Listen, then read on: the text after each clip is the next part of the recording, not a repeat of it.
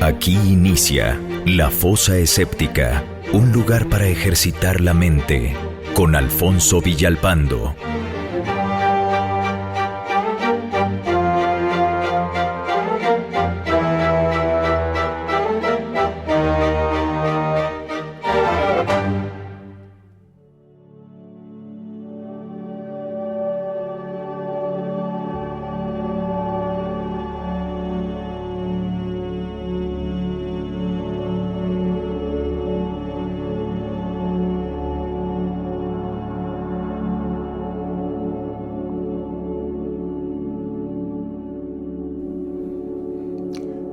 Hola amigos de La Fosa Escéptica, ¿cómo están? Espero que estén bien. Bienvenidos al episodio número 196 de esta Fosa Escéptica que hacemos desde hace 5 años y me da mucho gusto estar en contacto con ustedes a través de todas las vías de comunicación que tenemos, que ahora son muchísimas. Pues estamos en el grupo de Facebook de La Fosa Escéptica, estamos también en un grupo de Telegram muy interesante de La Fosa también. Y bueno, la estrella es el canal de YouTube que estamos estrenando desde hace unos 7 meses. Ya no es estreno, ¿verdad? Pero como quiera, es lo más nuevo que tenemos, así es de que los invito a darse una vuelta por el canal de YouTube de La Fosa Escéptica y si lo deciden, pues entonces suscribirse. Y antes de empezar con este tema de el origen de las religiones, quiero hacer una mención muy especial para mi amigo David Liens, que el día de ayer tomó la decisión, bueno, es amigo de La Fosa Escéptica y está en el grupo Telegram, y con mucho gusto recibí un mensaje el día de ayer en la noche de él y diciéndome que quería apoyar a La Fosa Escéptica de manera económica, ¿no? Y entonces me pidió mi cuenta de PayPal y decidió apoyar este esfuerzo por difundir el ateísmo, el escepticismo y el pensamiento racional. Le agradezco mucho la confianza en el canal, la confianza en el proyecto de La Fosa Escéptica, y obviamente hago una invitación a todos ustedes a que, como mi amigo David, se acerquen y ustedes con lo que se pueda, ¿verdad? Colaborar con esta Fosa Escéptica. Yo sé que son tiempos difíciles, tiempos de pandemia y tiempos donde la economía está por los suelos, y es por eso que pues entonces hay que no solamente pedir el mecenazgo, sino hacer un esfuerzo que podría ser muy pequeño, ¿verdad? En el caso de él, no crean que fueron millones de dólares, fueron unos cuantos pesos mexicanos, pero la intención y el objetivo de ayudar, ¿verdad? Esto del mecenazgo, que desde hace muchísimos años, cientos de años, es una práctica común y que enaltece al que lo recibe, pero sobre todo al que lo otorga. Así es que le agradezco muchísimo a mi amigo David por haberse acercado y haber colaborado con La Fosa Escéptica. Bueno, y sin más, pues comenzamos.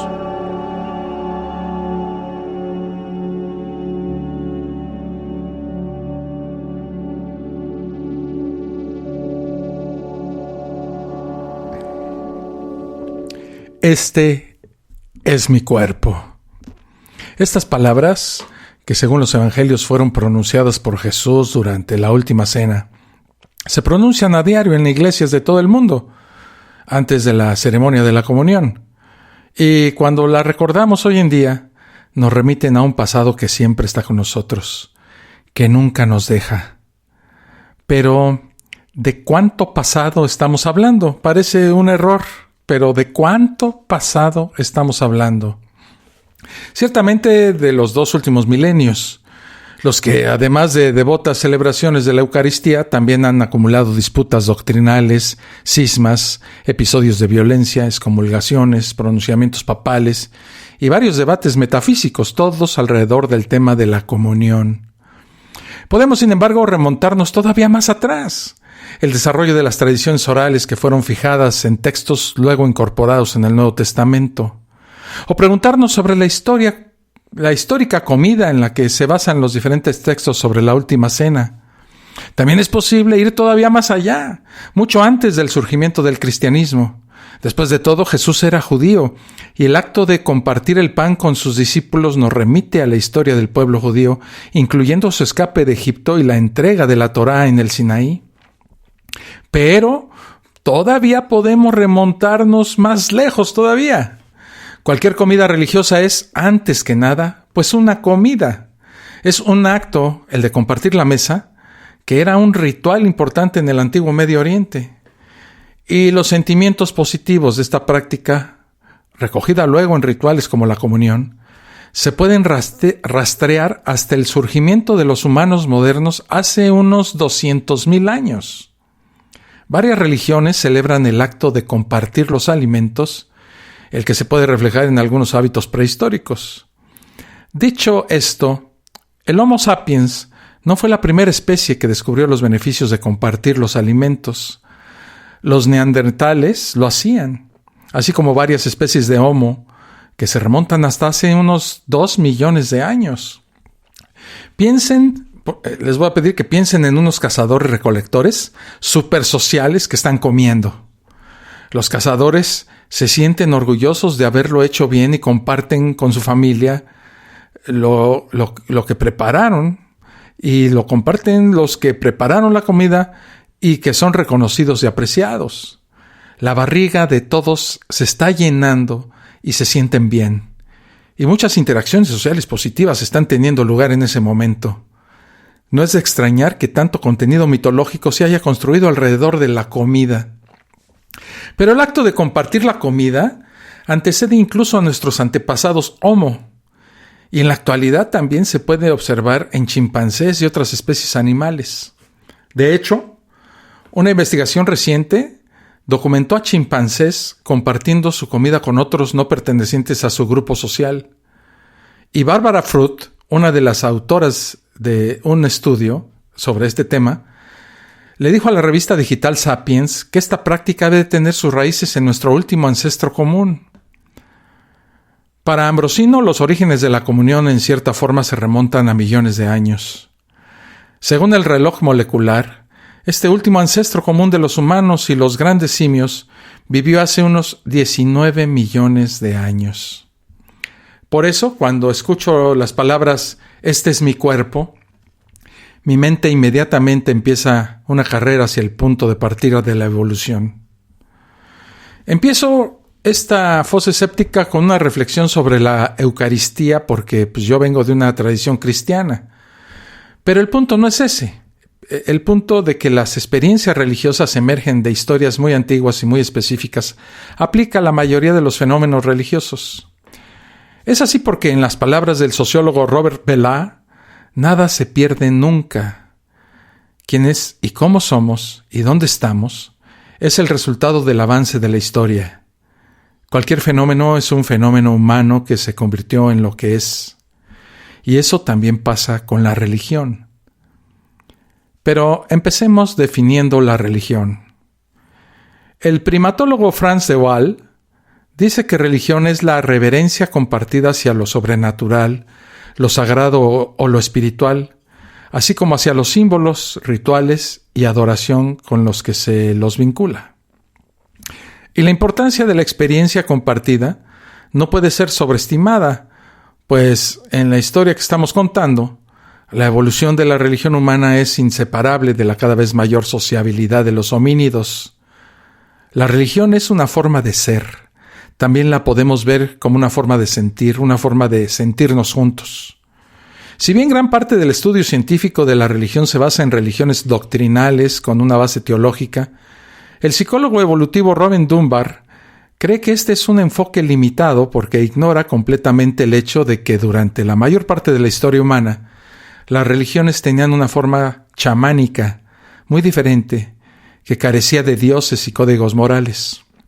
Según Dunbar, mientras que las manifestaciones religiosas con base teológica solo tienen algunos miles de años y características de sociedades post-agrícolas, las formas chamánicas, que a menudo incluyen experiencias de trance y viajes por mundos espirituales, se remontan a más de 500,000 años y son propias de los cazadores-recolectores. Por eso, si queremos comprender cómo evolucionaron las religiones, Dunbar recomienda analizarlas desprovistas de sus acumulaciones culturales. Es decir, necesitamos centrarnos menos en las preguntas sobre los grandes dioses y credos y más en las preguntas sobre las capacidades de nuestros antepasados que les permitieron alcanzar una forma religiosa de estar juntos. Después de todo, todas las sociedades parecen tener algún tipo de religión, y las explicaciones de esto se dividen en dos grandes perspectivas. La primera se llama funcionalismo o adaptacionismo, y se resume en la idea de que la religión tuvo efectos evolutivos positivos, destacándose en particular sus contribuciones a la vida en grupo. En las palabras de De Waal, si todas las sociedades tienen una religión, entonces ésta debe tener un propósito social. Otros, sin embargo, opinan que la religión es un subproducto del proceso evolutivo. Tal vez en el ambiente en el que se desarrolló, cumplía una función adaptativa que ahora ya no tiene. O tal vez las creencias religiosas son el resultado de mecanismos psicológicos que evolucionaron para resolver problemas ecológicos ajenos a la religión. En cualquier caso, desde esta perspectiva, la religión no es un objetivo de la evolución, sino que surgió mientras la evolución apuntaba hacia otros objetivos. Ahora, si bien aquellos en ambos lados del debate tienen sus razones, tratar de entender la religión en términos tan excluyentes no parece particularmente útil. Después de todo, pues los humanos bien pueden haber tomado algo que era simplemente un subproducto de un proceso evolutivo para cumplir una función o resolver un problema específico. Emociones como la admiración, el temor, la lealtad y el amor están en el centro de muchas celebraciones religiosas. Y aunque esto puede ser cierto para muchos comportamientos, incluyendo la música, la religión presenta un rompecabezas particular, pues a menudo demanda comportamientos extremadamente costosos como el altruismo y en ocasiones incluso el autosacrificio. Por esto, teóricos como Dunbar sostienen que también tenemos que ver más allá del individuo, hacia la supervivencia del grupo.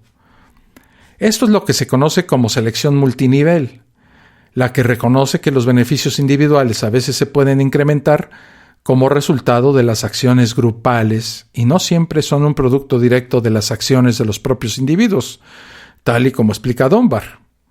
Un ejemplo es la caza colectiva, que le permite al grupo cazar presas mayores que las que cualquiera de sus miembros podría cazar individualmente. Una presa grande significa más carne para mí, aunque tenga que compartirla. Y estos procesos grupales, dice Dunbar, requieren que el individuo sea sensible a las necesidades de los otros miembros del grupo. No existe una historia de la religión de una criatura individual. Nuestra historia es sobre nosotros. Por eso, para entender la religión, primero tenemos que entender la historia de cómo nuestros antepasados evolucionaron para vivir en grupos. Efectivamente, como explica Jonathan Turner, autor del libro El surgimiento y la evolución de la religión, descendemos de una larga línea de homínidos con débiles lazos sociales y sin estructuras grupales permanentes.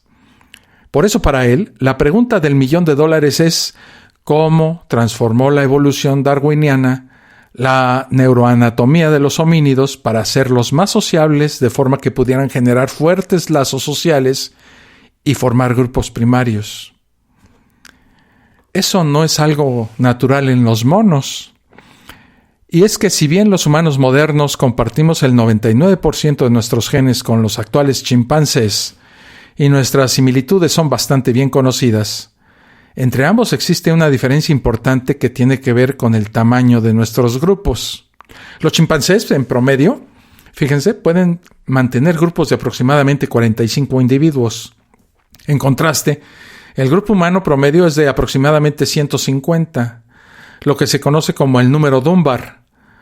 La razón, dice este señor Dunbar, es que los humanos tenemos la capacidad de sostener 3 veces más contactos sociales que los chimpancés con el mismo esfuerzo. Y la religión emerge de esa mayor capacidad de socialización. ¿Pero cómo es eso? En la medida en la que nuestros ancestros pasaron de selvas cada vez menores a espacios más abiertos, como las sabanas del este y sur de África, las presiones darwinianas actuaron para hacerlos más sociables para poder protegerse y acceder a más alimentos. También hicieron que fuera más fácil encontrar pareja. Y sin la habilidad de sostener nuevas estructuras, como pequeños grupos de 5 o 6, las denominadas familias nucleares, explica Turner, no habrían sido capaces de sobrevivir. Voy a hacer una pausa y regreso con este interesante tema aquí en la mismísima fosa escéptica. Estás escuchando La Fosa Escéptica, un lugar para ejercitar la mente.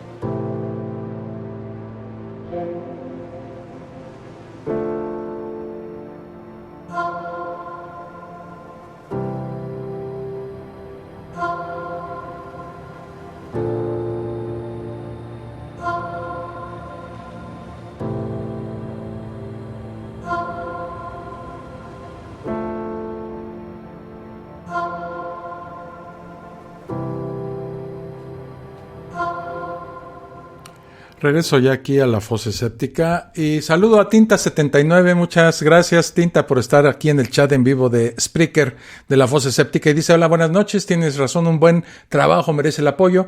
A mitad de año cuenta con mi ayuda, te lo agradezco muchísimo, Tinta. Eso implica que entre más ingresos tiene el que hace un podcast, menos tiene que hacer otras cosas para sobrevivir. Entonces procura tener mejor material, mejor contenido en las plataformas que tenga a la mano, ¿verdad? ¿Y cómo es que pueden hacer este tipo de donación, mecenazgo o patrocinio, como ustedes lo quieren llamar? Pues bueno, buscan PayPal, @Alfonso Villalpando, y ahí pueden hacer su donación, que será muchísimo agradecida por mí.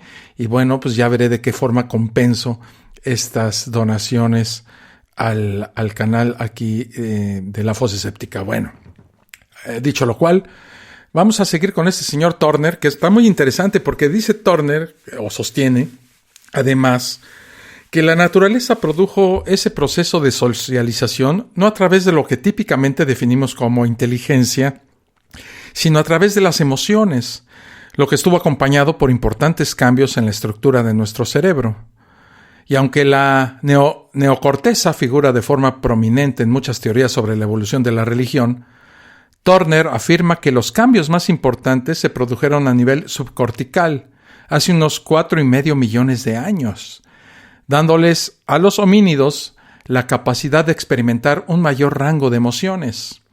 Estas mayores emociones promovieron una mayor unión, un logro crucial para el desarrollo de la religión. Los sentimientos religiosos complejos son a menudo una combinación de varias emociones. En la historia de la evolución, de estos mecanismos subcorticales que se puede descubrir es donde se pueden descubrir los orígenes de la religión. Probablemente todos han oído hablar de lo que se conoce como las 4 emociones primarias: rabia, miedo, tristeza y felicidad. ¿Notan algo en esta lista? Pues sí. 3 de estas emociones son negativas: rabia, miedo y tristeza. La única positiva es la felicidad. La promoción de la solidaridad, sin embargo, requiere emociones positivas. Así que la selección natural tuvo que encontrar formas de acallar las emociones negativas y fortalecer las positivas. Y aquí entra en juego su concepto de elaboraciones de primer y segundo orden, que son emociones producidas por la combinación de 2 o más emociones primarias. Así, por ejemplo, una combinación de felicidad y rabia genera venganza, mientras que los celos son la combinación de rabia y miedo. Y la veneración, que es un sentimiento eminentemente religioso, es una combinación de miedo y felicidad. Las elaboraciones de segundo orden, por su parte, son todavía más complejas y se produjeron en la evolución del Homo erectus hace 1.8 millones de años. Al Homo sapiens hace unos 200.000 años. Culpa y vergüenza, por ejemplo, dos emociones cruciales para el desarrollo de la religión, son una combinación de tristeza, miedo y rabia. Es difícil imaginar una religión sin la capacidad de experimentar esas elaboraciones emocionales. Por la misma razón que también es difícil imaginarse grupos sociales cercanos en su ausencia. Semejante muestrario emocional nos amarra a los otros a un nivel visceral. Las solidaridades humanas solamente son posibles gracias a la excitación emocional causada por las emociones positivas: amor, felicidad, satisfacción, lealtad y la mitigación del poder de las emociones negativas, o al menos de algunas de ellas. Y una vez que las nuevas valencias de las emociones positivas son neurológicamente posibles, pueden unirse con rituales y otras conductas que despiertan emociones para mejorar la solidaridad y finalmente producir nociones de dioses poderosos y fuerzas sobrenaturales. Es importante en este punto entender lo importante que son los sentimientos en la evolución de la religión. Darwin, por ejemplo, estaba convencido de que no había diferencias entre los sentimientos religiosos y los otros tipos de sentimientos. Es un argumento a favor del materialismo. Escribió en su diario que el agua fría causa de repente en la cabeza un estado de ánimo análogo a esos sentimientos que pueden considerarse como verdaderamente espirituales. Sí, y eso es verdad. Entonces, y si eso es verdad, entonces significa que las causas de los sentimientos religiosos pueden ser trazados y estudiados como cualquier otro sentimiento. En la medida que la evolución fue transformando las estructuras cerebrales, mejorando sus capacidades emocionales e interpersonales, ciertas propensiones de comportamiento de los simios también comenzaron a evolucionar.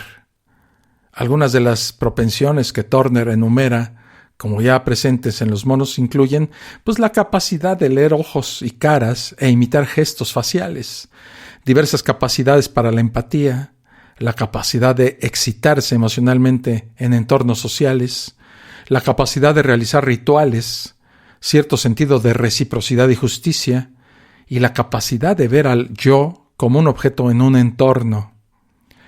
Pero me quiero concentrar en dos comportamientos que son el ritual y la empatía, sin los que la religión sería inconcebible. Con base en sus detalladas observaciones del comportamiento de los chimpancés, como su bien documentada danza de la catarata, en la que un grupo de estos primates parecen exhibir una innegable emoción ante una espectacular caída de agua, la primatóloga y antropóloga Jane Goodall concluyó que los chimpancés son tan espirituales como nosotros. Esta admiración no la pueden analizar, no hablan de ello, no pueden describir lo que sienten, pero a uno le da la impresión de que tienen algo dentro de sí y que la única forma de expresarlo es a través de esta fantástica danza rítmica. Ustedes la pueden buscar en YouTube. Y además de las exhibiciones destacadas por Goodall, otros también han documentado diferentes exhibiciones carnavalescas, sesiones de tambores y rituales de gritos. Las raíces de los rituales están en lo que Goodall llama juegos serios, actividades realizadas por sí mismas que pueden no servir a una capacidad de supervivencia inmediata, pero con el potencial de ayudar a desarrollar otras capacidades. Y el juego, en este sentido evolutivo, tiene muchas características únicas. Debe realizarse en un espacio relajado, cuando el animal está alimentado, sano y libre de estrés. Tiene un principio y un final claro e implica cierto sentido de justicia, o al menos ecuanimidad. Y tal vez sobra decirlo, está personificado. Ahora comparen eso con el ritual, que también está personificado. Los rituales empiezan y terminan, requieren una intención y una atención compartida. Involucran normas, tienen lugar en un tiempo con tiempo, diferente a tiempo de lo cotidiano. Y lo más importante de todo, según Vela, es que el juego es una práctica en sí mismo y no algo con un propósito exterior. Por eso para Vela, el ritual es la forma primordial del juego serio en la historia de la evolución humana, lo que significa que el ritual es una mejora de las capacidades que hicieron posible el surgimiento del juego en los mamíferos. Hay una continuidad entre los dos. Y aunque Turner reconoce que puede ser exagerado referirse a la danza de la catarata de los chimpancés como un ritual, cree que estos comportamientos sugieren que parte de lo que necesitamos para el comportamiento religioso está presente en el genoma de los chimpancés y por lo tanto de todos los homínidos. El segundo rasgo que debemos considerar es la empatía. Y la empatía no está principalmente en la cabeza, sino en el cuerpo. O al menos así fue como empezó. Empezó con la sincronización de los cuerpos, corriendo cuando otros corrían, riendo cuando otros reían, llorando cuando otros lloraban o bostezando cuando otros bostezaban. Y para él, la empatía es fundamental para lo que llamamos moralidad. Sin empatía no hay moralidad humana. Hace que nos interesemos en los otros, hace que nos importen emocionalmente. Si la religión, según nuestra definición, es nuestra forma de estar juntos, entonces la moralidad, que nos da pistas sobre cómo podemos estar juntos de la mejor manera, es una parte inseparable de esto. De Waal ha sido criticado por una visión demasiado ingenua y romántica del comportamiento animal por aquellos científicos que creen que en lugar de interpretar el comportamiento animal como altruista y por lo tanto como el resultado de cierta forma de empatía, debemos reconocerlo por lo que es, egoísmo. Los animales quieren sobrevivir, punto. Y todas sus acciones deben ser interpretadas desde esta perspectiva. Pero para De Waal, esa es una forma equivocada de hablar acerca del altruismo. Existen animales que quieren compartir su comida incluso si no les conviene. Se han hecho experimentos con ellos y la conclusión general es que la primera tendencia de muchos animales es ser altruista y cooperativos. Las tendencias altruistas son muy naturales en muchos mamíferos. Pero, ¿no es eso también puro instinto de supervivencia? ¿No están, por decirlo de alguna manera, preparando las condiciones para el momento en que ellos necesiten ayuda? Obviamente hay sensaciones placenteras vinculadas a la acción de compartir con los otros, así como hay sensaciones placenteras vinculadas a otros comportamientos necesarios, como comer o el sexo. Y para él, lo mismo ocurre con el altruismo, pero esto no significa que deje de existir. Y una división tan tajante entre altruismo y egoísmo es por lo tanto ingenua, en el mejor de los casos, o engañosa, en el peor. De Waal también está en desacuerdo con aquellos que sostienen que los animales no tienen ni reconocen normas. En uno de sus libros, fíjense, argumenta que los animales incluso parecen tener mecanismos para reparar el orden social, es decir, regresar las cosas al como debe ser, que está en la base de toda normatividad.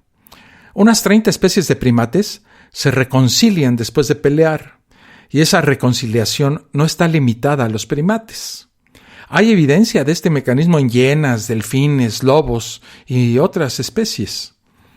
Y también hay evidencia de que los animales activamente tratan de preservar la armonía en su grupo social, reconciliándose después de conflictos, protestando contra divisiones injustas y mediando en las peleas de otros. Se comportan normativamente en el sentido de corregir o tratar de corregir las desviaciones del estado ideal. Esto hace que el salto de comportamiento primate a normas morales humanas pues no sea tan grande como se acostumbra a pensar. Pero, ¿qué tan atrás se remontan esas tendencias? Probablemente, al igual que esas capacidades para el juego y por ende para el ritual, al momento del surgimiento del cuidado de los hijos. Fíjense, durante 200 millones de años de evolución de los mamíferos, las hembras más cuidadosas con sus críos se reprodujeron mejor que aquellas que eran frías y distantes.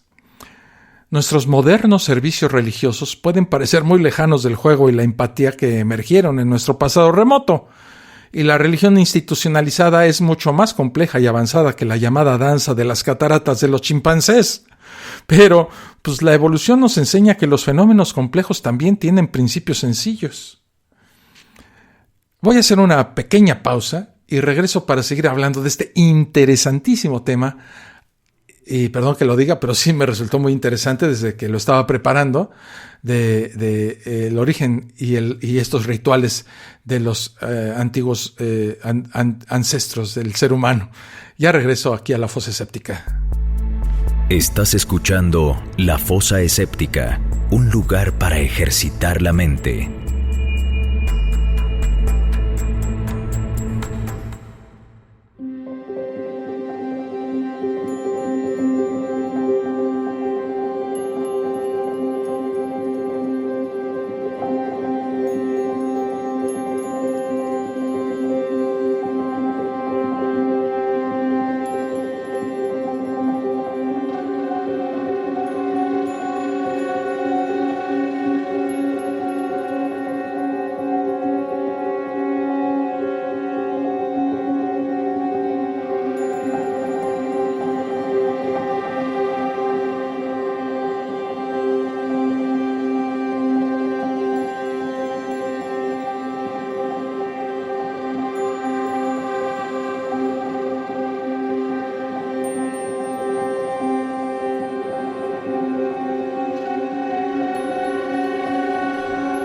Y regreso aquí a la fosa escéptica. Pablo Llorens, ¿cómo estás? Dice, buenas noches, amigos de la fosa. Buenas noches, Alfonso. Buenas noches a ti, mi estimado Pablo. Un gusto estar escuchando. Pues un gusto que estés aquí, como siempre. Ya casi formas parte del inventario de la fosa escéptica, cosa que agradezco muchísimo. Bueno, pues seguimos con este interesante tema.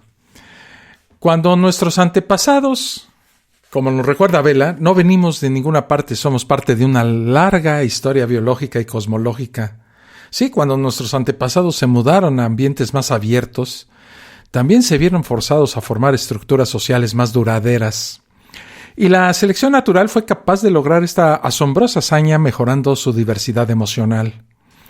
Al disponer de un conjunto más amplio de emociones, el cerebro de los homínidos pudo entonces mejorar algunas de sus capacidades, incluyendo algunas que se prestaron naturalmente a una forma religiosa de ser. Luego, a medida de que estas capacidades se desarrollaron todavía más con el crecimiento del cerebro del Homo y el desarrollo de la neocorteza cerebral, comportamientos como el juego y el ritual entraron en una nueva fase en el desarrollo del homínido, convirtiéndose en la materia prima a partir de la cual la evolución cultural comenzaría a institucionalizar la religión. Y si bien esta historia no nos determina, esta historia biocosmológica influye en todo lo que hacemos y somos. Incluso las decisiones aparentemente más autónomas las hacemos dentro de esta historia. Esto es lo que hemos mantenido en mente en este viaje en el tiempo hacia las semillas de la evolución que eventualmente, y de forma muy lenta, tuvieron como fruto la religión humana. Interesante el tema del origen de las religiones. Ahora pasemos a otro tema, porque esta fosa escéptica la hice con 3 temas diferentes.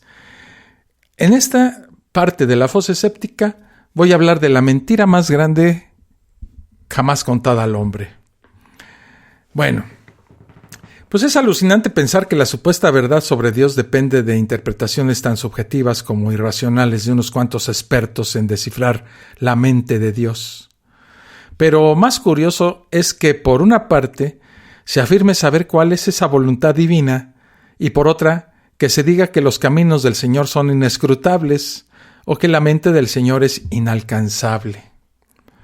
Esta ambigüedad, la verdad, ha hecho posible dirigir a las masas por parte de las jerarquías eclesiásticas, domesticándolos como rebaño ingenuo. Así, si se pregunta por la voluntad de Dios, se contesta: doctores tiene la Iglesia. Pero si se pregunta algo que es incomprensible ante los ojos de la razón, ¿cómo es el problema del mal? Pues se contesta con la ya señalada evasiva de la inescrutabilidad de los caminos del Señor. De esa forma, los dirigentes de la Santísima Iglesia acomodan sus interpretaciones, que valen tanto como para un roto como para un descosido, a sus intereses espurios, manejando a su antojo toda la masa de creyentes, aplicando tácticamente el haz lo que yo digo, pero no lo que yo hago. A los religiosos les debería dar pánico que su vida eterna esté en manos de unos intérpretes que no se ponen de acuerdo entre ellos. ¿Sí o no? ¿Se imaginan, por ejemplo, qué sucedería si en pleno vuelo comercial supieran que quienes pilotean el avión no son pilotos, sino dos simples ciudadanos que leen el manual de instrucciones del avión e interpretan, cada uno por su lado, el modo en cómo se debe manejar el aparato? ¿Acaso no es para el creyente infinitamente más importante la felicidad eterna que la vida terrenal? Es curioso que para manejar un avión se tenga que pasar por un largo periodo de formación en el que se incluyen pruebas tanto físicas, intelectuales, científicas como psicológicas, mientras que para interpretar la mente de Dios, pues cualquiera puede hacerlo y decir que su interpretación es la verdad. Eso es la verdad, eso es de locos. Pero toda esa parafernalia se hace más bochornosa cuando leemos el catecismo, y me di a la tarea de leer y escoger unos fragmentos del catecismo que se dan en las iglesias para preparar a los niños para la primera comunión. Y dice así, dice el catecismo, ¿no? No son palabras mías, no vayan a pensar que ya me convertí. Dice el catecismo, mediante la razón natural, el hombre puede conocer a Dios con certeza a partir de sus obras. Pero existe otro orden de conocimiento que el hombre no puede de ningún modo alcanzar por sus propias fuerzas, el de la revolución divina. Por una decisión enteramente libre, Dios se revela y se da al hombre. Lo hace revelando su misterio, su designio benevolente que estableció desde la eternidad en Cristo en favor de todos los hombres.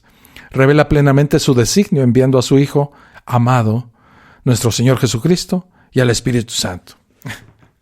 En el siguiente fragmento que les voy a leer, se nos dice cuál es el medio para conocer la verdad. O eso parece. Dice así: dispuso Dios en su sabiduría revelarse a sí mismo y dar a conocer el misterio de su voluntad, mediante el cual los hombres, por medio de Cristo, Verbo encarnado, tienen acceso al Padre en el Espíritu Santo y se hacen consortes de la naturaleza divina. Dios, que habita una luz inaccesible, quiere comunicar su propia vida divina a los hombres libremente creados por Él, para hacer de ellos, en su Hijo único, hijos adoptivos. Al revelarse a sí mismo, Dios quiere hacer a los hombres capaces de responderle, de conocerle y de amarle, más allá de lo que ellos serían capaces por sus propias fuerzas.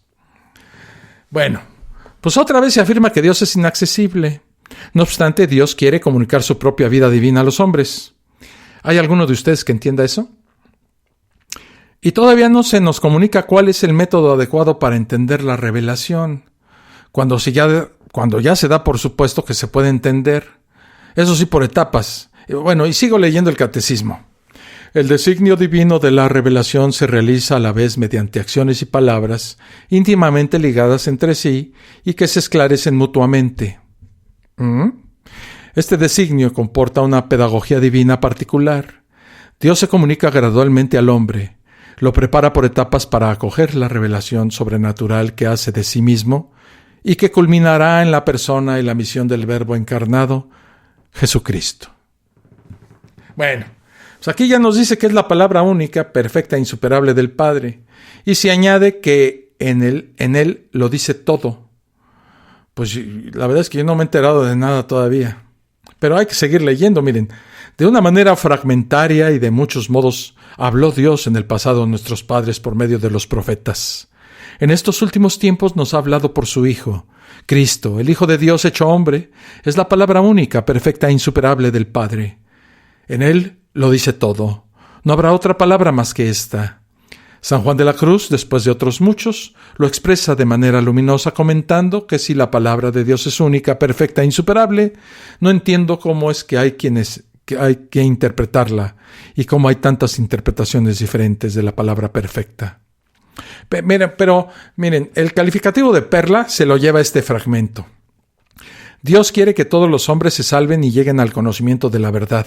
O sea, es decir, el conocimiento de Cristo Jesús. Es preciso, pues, que Cristo sea anunciado a todos los pueblos y a todos los hombres, y que así la revelación llegue hasta los confines del mundo. Si alguien lo entiende, que me lo explique. O sea, que Dios quiere que le entiendan, pero el acceso a su revelación se hace imposible con el solo esfuerzo humano. Pero no se dice entonces que hace falta para entender a Dios, que por otro lado desea ardientemente que lo entiendan. La verdad es que yo no lo entiendo. Pero si seguimos con las incomprensiones, Veamos cuántas más nos encontramos que no pueden ser explicadas por nadie, a no ser a través de los ya tan manoseados artilugios teológicos. Para aceptar la venida del Hijo de Dios como Salvador de la humanidad, hay que aceptar la tremenda injusticia que supone transmitir dicho pecado al resto de generaciones que no tuvieron nada que ver con él. Sé que la Iglesia dirá que eso no es así, sino que bla bla bla bla bla bla bla bla bla, amén. Y que es otra cosa diferente a lo que nosotros interpretamos. Y es que, como ellos dicen, doctores tiene la Iglesia. La decisión divina de perdonar a la humanidad implica forzosamente un cambio en un Dios quien se supone es inmutable y que por añadidura está fuera del tiempo, pudiendo observar todos los acontecimientos tanto pasados como futuros en un mismo presente.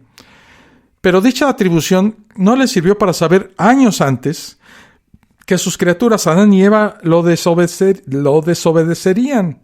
Tampoco vio en su bola de cristal que él mismo iba a cambiar de opinión al enviar a su hijo al mundo para salvarlo.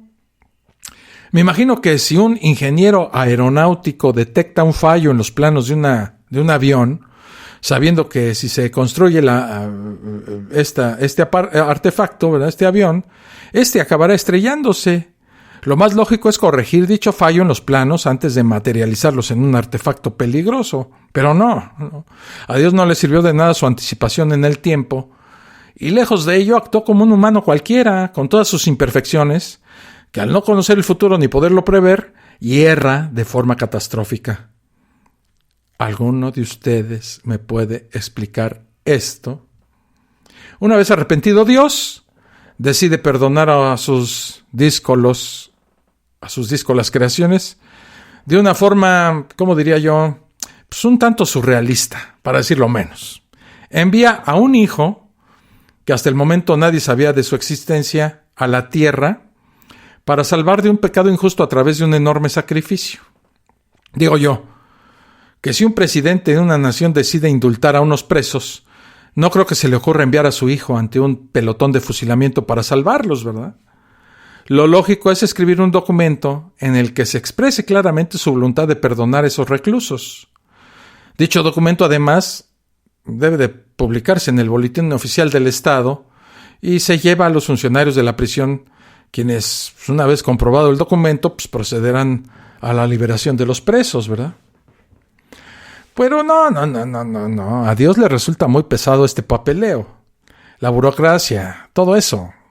Le resulta más divertido complicar las cosas y sacarse de la manga un sacrificio horroroso, nada más y nada menos que una muerte lenta por crucifixión, y sin que nadie nos sepa explicar la relación causa-efecto, dicho sacrificio, ¡zas!, nos abre las puertas del cielo a todos nosotros. Por favor, que alguien me lo explique. Pero ¿saben qué? Pues no acaba ahí la cosa. Resulta que después de tanta parafernalia sacrificial, todo eso no sirve de nada. Como te mueras en pecado mortal, te vas directamente a ver a Belcebú. Y uno se pregunta entonces, ¿de qué sirvió tanto sacrificio si tienes que confesarte cada día por si las moscas? No sea cosa que te mueras después de haberte revolcado en el fango con una bella doncella sin estar casado y con el simple propósito de obtener un placer que no cuente con la intención de procrear. Que alguien me lo explique. Voy a hacer una pausa y regreso con el tercer tema. ¿Sabían que hay gente que está buscando a Dios en los genes? Ya regreso aquí a La Fosa Escéptica. Estás escuchando La Fosa Escéptica, un lugar para ejercitar la mente.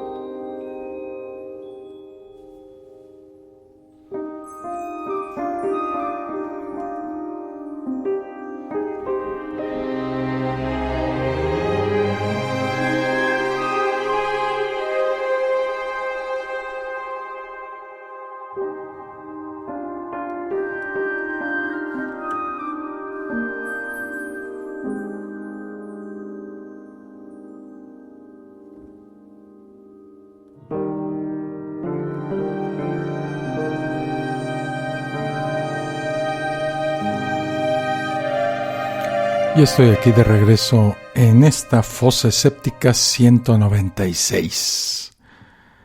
Omnipresente es Dios, según los creyentes. Pero hay gente que lo anda buscando por todas partes, en los que sufren, en los laberintos virtuales de la red. El florecimiento del pensamiento científico parecía esbozar el final de la fe, el desvanecimiento de la espiritualidad trascendente. Dios dejaría de ser la justificación de los hechos inexplicables de la naturaleza, porque la ciencia encontraría las respuestas, las razones. Han pasado 2 siglos y el 98% de la población mundial afirma creer en una fuerza superior. El 50% la denomina Dios. Ante la evidencia, parece que la ciencia no ha tenido más remedio que plegarse a la búsqueda. Se busca a Dios entre las moléculas. Algunos investigadores escudriñan en el entramado celular del complejo cerebro del Sapiens sapiens y otros rastrean la elegante doble hélice del ADN.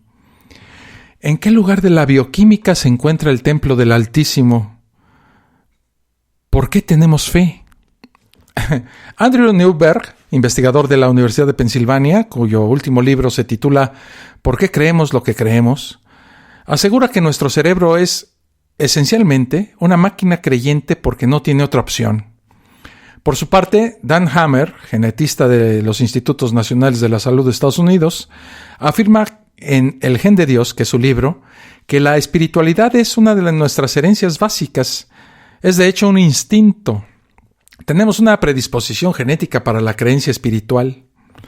El fundamento de tal afirmación no solo lo sitúa en sus investigaciones, sino en una encuesta realizada por la institución a la que pertenece.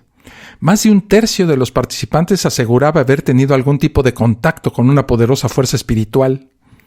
Conviene apuntar que al mismo tiempo que se ha constatado un aumento de la fe, han disminuido las prácticas religiosas, subrayando de nuevo que aunque a menudo se identifican, no es lo mismo religión que espiritualidad.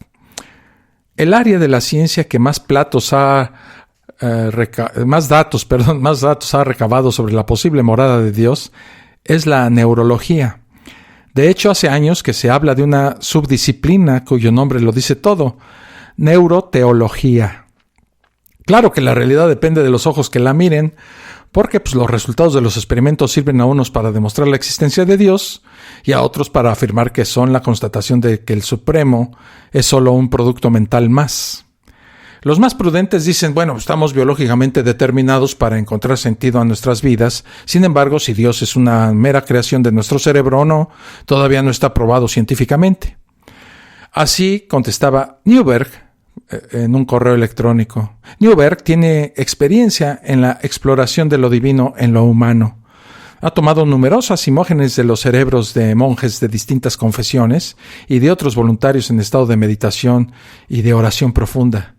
De este modo, ha visto que en los momentos álgidos se producen varios fenómenos neuronales simultáneamente.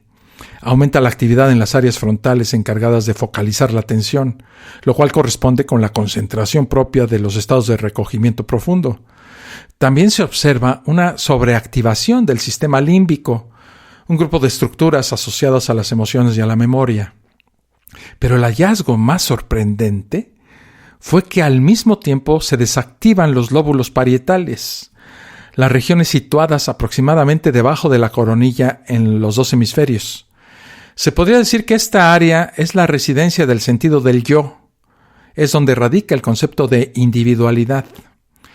La reducción de la actividad durante la meditación o la oración tiene como consecuencia la disolución de las fronteras entre el yo y el entorno, y conduce a la sensación de comunión con el universo, de pertenencia a la totalidad.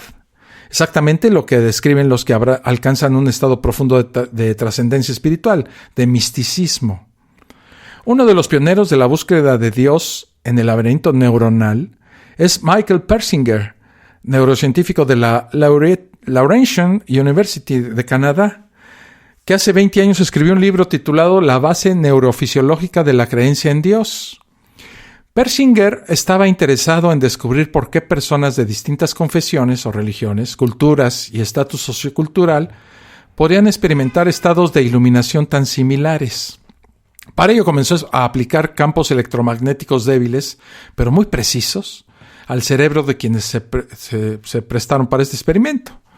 El objetivo era encontrar el área cerebral y la configuración electromagnética que permite a algunas personas experimentar la presencia de seres sobrenaturales.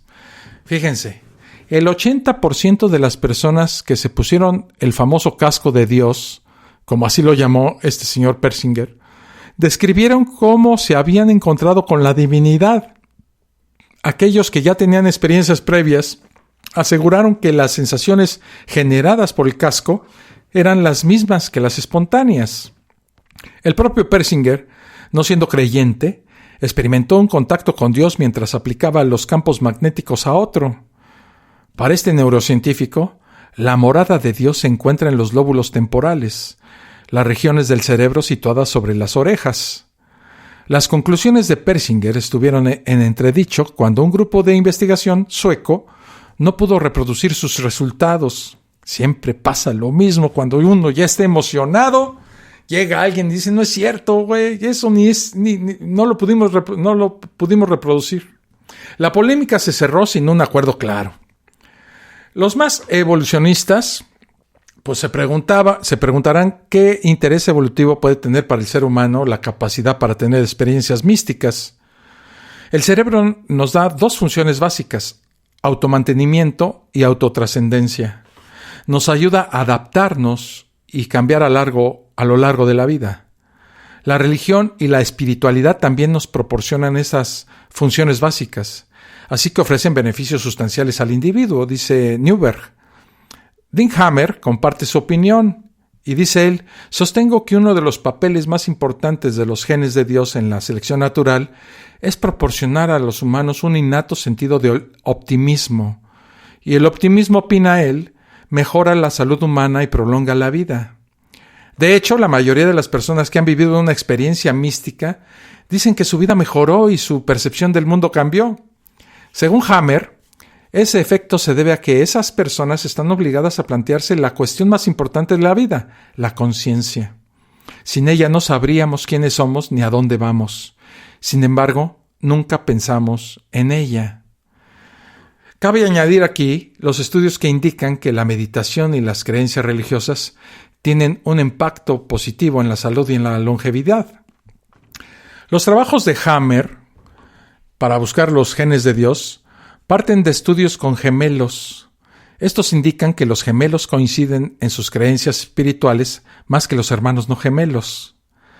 Tras rastrear fragmentos de ADN, el investigador identificó un gen conocido como B-MAT2. Como todos, presenta unas cuantas variantes que se diferencian entre sí por algunas de las letras que los componen. Hammer postula que las personas que tienen en su genoma una de ellas tienen mayor tendencia espiritual, más disposición a lo que se describe como autotrascendencia. Curiosamente, el supuesto gen de Dios nos remite de nuevo al cerebro porque el BMAT2 controla el uso de un grupo de neurotransmisores muy interesantes, entre ellos la dopamina y la serotonina, dos moléculas asociadas con el placer y la felicidad y también con sus reversos, la adicción y la depresión. Hammer no es el único experto que relaciona la doble hélice con la divinidad. Un científico de prestigio como se llama Francis Collins, responsable del consorcio público que secuenció el genoma humano, afirma que estudiando el código genético ha encontrado a Dios porque una complejidad semejante solo puede ser obra de un creador. Esa es una falacia tremenda, ¿verdad? Eso sí, aclara que no cuestiona la evidencia de la evolución, pero en su opinión la teoría de Darwin no está reñida con la existencia de una inteligencia superior. Greg Braden, un ingeniero que ha trabajado en el desarrollo aeroespacial y el Internet, es otro buscador de lo divino que ha unido elegantemente ciencia y tradiciones espirituales y que también ha encontrado la huella del creador en la doble hélice. En el Código de Dios expone sus investigaciones sobre la Cábala, la lengua hebrea y su paralelismo con los elementos químicos que componen el código genético. Braden propone que el nombre de Dios está inscrito en el ADN de cada una de nuestras células. Dios está en nuestro interior, según este señor. Buena parte de la comunidad científica no quiere ni oír hablar de Dios. Unos, afortunadamente, ¿no? Unos porque consideran que son campos radicalmente diferentes y otros porque lo consideran incompatible. Entre los últimos, ¿verdad?, en que consideran que Dios es algo incompatible con la ciencia, se encuentra el ferviente ateo y apasionado discípulo de Darwin, Richard Dawkins, uno de nuestros héroes aquí en la fosa escéptica.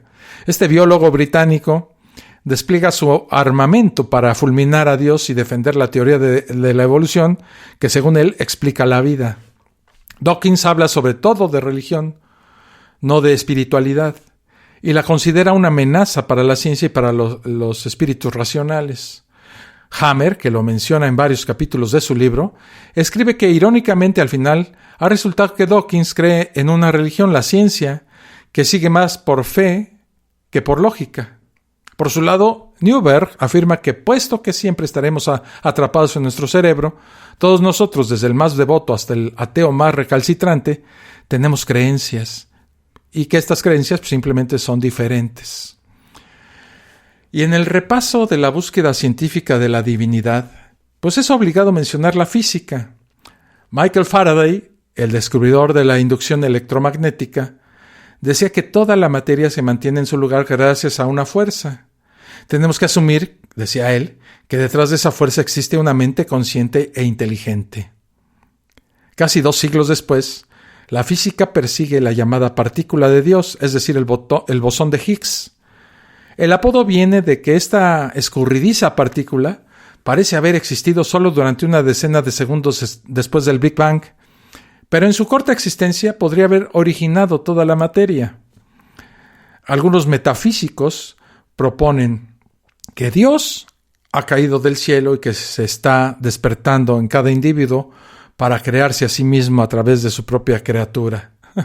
A esos metafísicos, pues yo les aconsejaría dejar de meterse porquerías, o en el mejor de los casos, pues cambiar de dealer.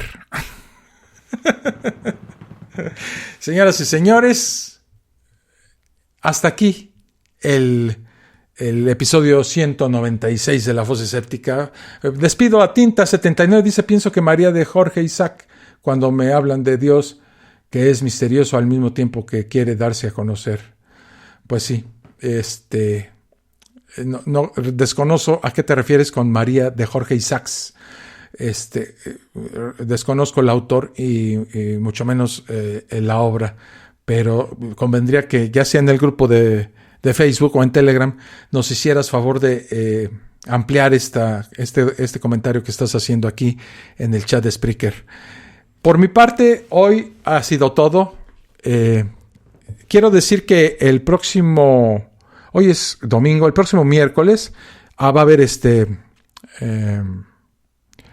video en YouTube, y el viernes voy a hacer un especial de Semana Santa también en un video cortito, ¿verdad? Unos 20 minutitos de la Semana Santa. Así es de que si ustedes tienen curiosidad por conocer este material, acérquense al canal de YouTube de La Fosa Escéptica y déjenme ahí sus comentarios y sus comentarios acerca de estos dos temas. El tema del miércoles es y el hombre creó a Dios, y el del viernes es la Semana Santa, una de las historias más absurdas que me han contado. Así es de que nos estamos viendo. Gracias, Pablo. Gracias a todos. Les recuerdo que está la cuenta de PayPal para si ustedes gustan hacer una donación al canal de La Fosa Escéptica, @Alfonso Villalpando. Por mi parte es todo. Nos estamos viendo. Cuídense muchísimo. Hasta la próxima. Esto fue La Fosa Escéptica, un lugar para ejercitar la mente, con Alfonso Villalpando. Te esperamos en el próximo capítulo a través de Spreaker, Spotify, Apple Podcasts y iVoox.